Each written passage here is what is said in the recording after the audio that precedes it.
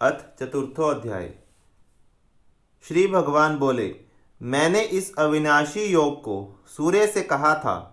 सूर्य ने अपने पुत्र वैवस्वत मनु से कहा और मनु ने अपने पुत्र राजा इक्ष्वाकु से कहा।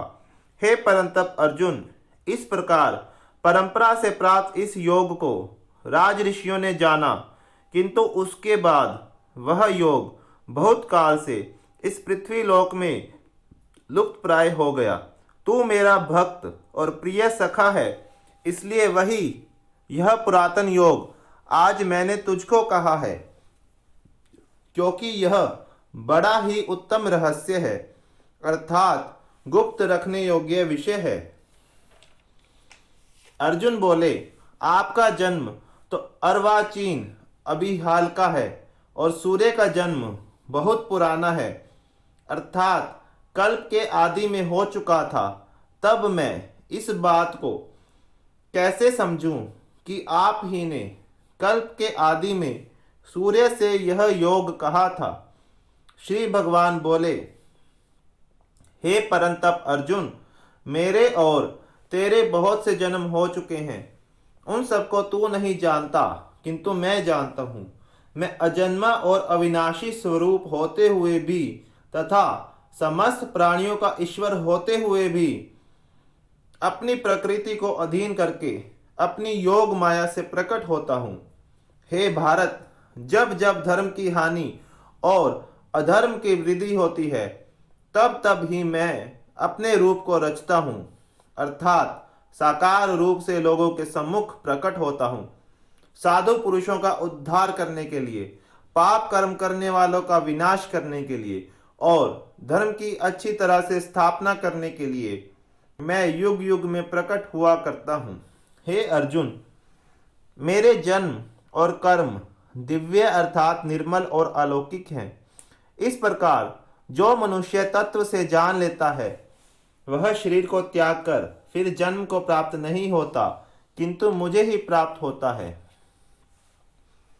पहले भी जिनके राग, भय और क्रोध सर्वथा नष्ट हो गए थे और जो मुझ में अनन्य प्रेम पूर्वक स्थित रहते थे, ऐसे मेरे आश्रित रहने वाले बहुत से भक्त उपयुक्त ज्ञान रूप तप से पवित्र होकर मेरे स्वरूप को प्राप्त हो चुके हैं। हे अर्जुन, जो भक्त मुझे जिस प्रकार भजते हैं, मैं भी उनको उसी प्रकार भजता हूँ, क्योंकि सभी मनुष्य सब प्रकार से मेरे ही मार्ग का अनुसरण करते हैं। इस मनुष्य लोक में कर्मों के फल को चाहने वाले लोग देवताओं का पूजन किया करते हैं, क्योंकि उनको कर्मों से उत्पन्न होने वाली सिद्धि शीघ्र मिल जाती है। ब्राह्मण, क्षत्रिय, वैश्य और शूद्र, इन चार वर्णों का समूह गुण और कर्मों के विभाग पूर्वक मेरे द्वारा रचा गया है। इस प्रकार उस सृष्टि रचनादि कर्म का कर्ता होने पर भी मुझ अविनाशी परमेश्वर को तू वास्तव में अकर्ता ही जान। कर्मों के फल में मेरी स्पृहा नहीं है, इसलिए मुझे कर्म लिप्त नहीं करते। इस प्रकार जो मुझे तत्व से जान लेता है, वह भी कर्मों से नहीं बंधता। पूर्व काल में मुमुक्षुओं ने भी इस प्रकार जानकर ही कर्म किए हैं, इसलिए तू भी पूर्वजों द्वारा सदा से किए जाने वाले कर्मों को ही कर। कर्म क्या है और अकर्म क्या है,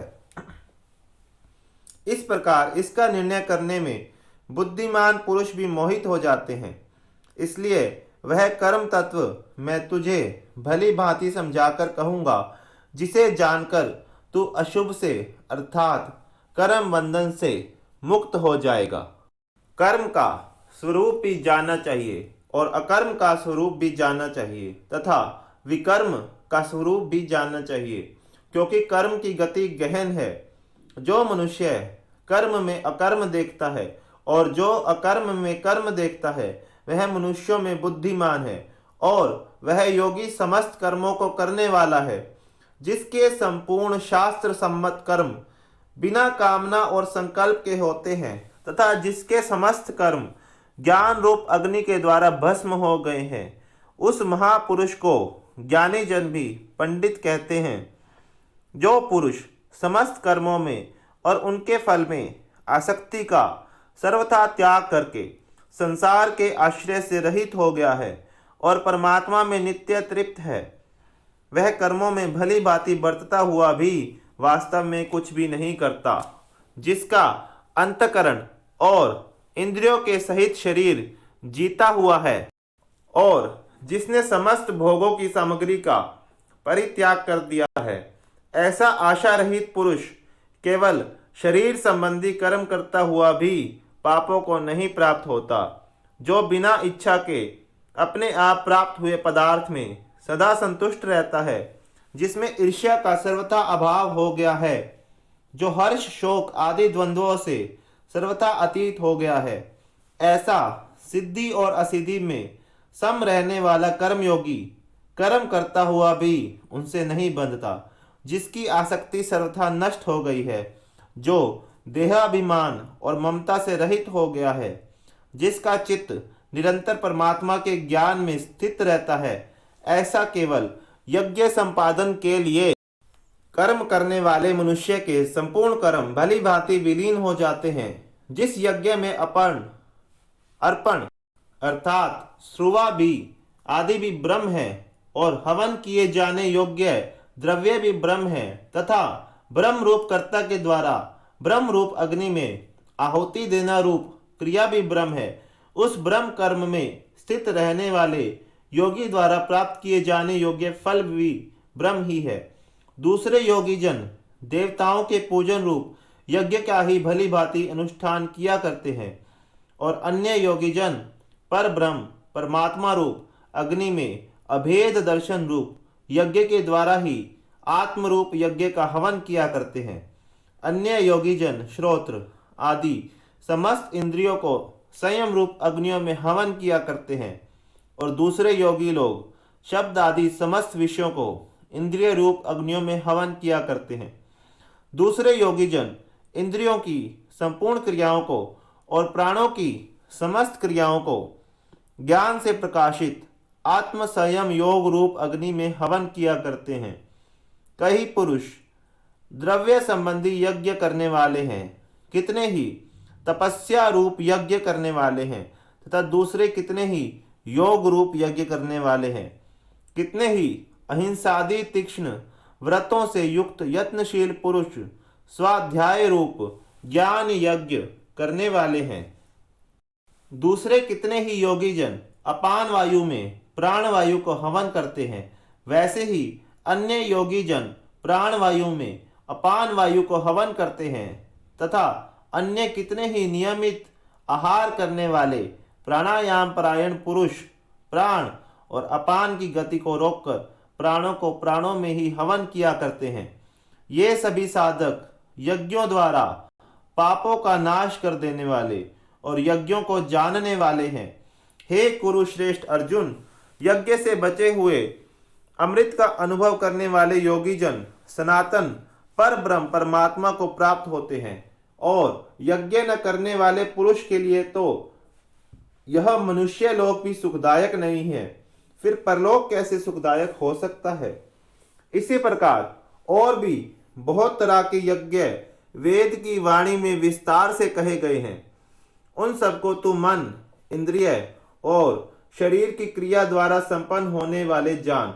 इस प्रकार तत्व से जानकर उनके अनुष्ठान द्वारा तू कर्म बंधन से सर्वथा मुक्त हो जाएगा।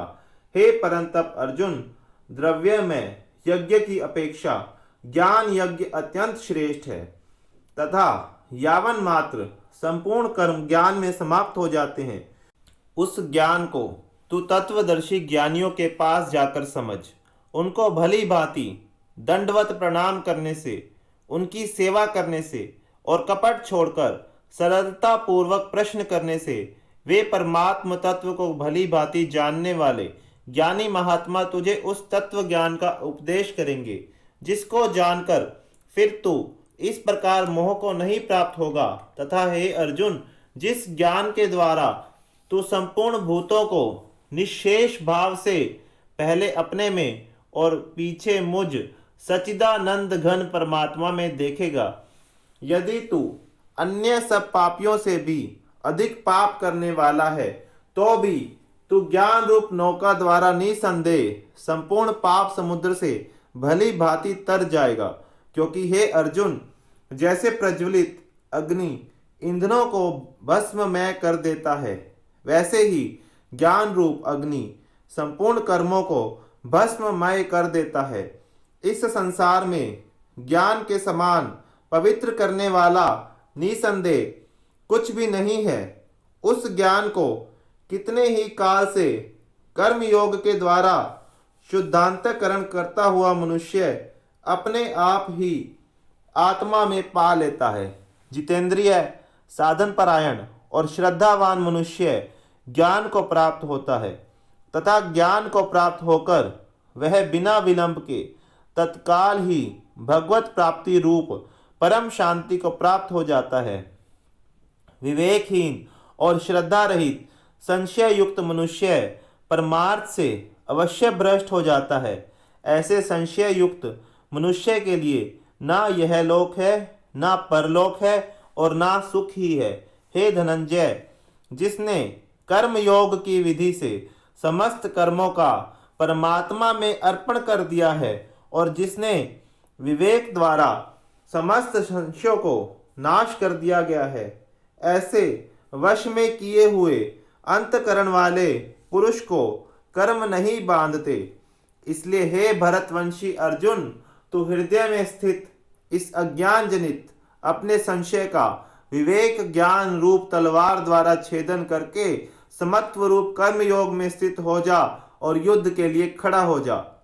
ओम तत्सीदिति। श्रीमद् भगवद गीता उपनिषत्सु ब्रह्म विद्यायाम योग शास्त्रे श्री कृष्ण अर्जुन संवादे ज्ञान कर्म संन्यास योगो नाम चतुर्थोऽध्याय।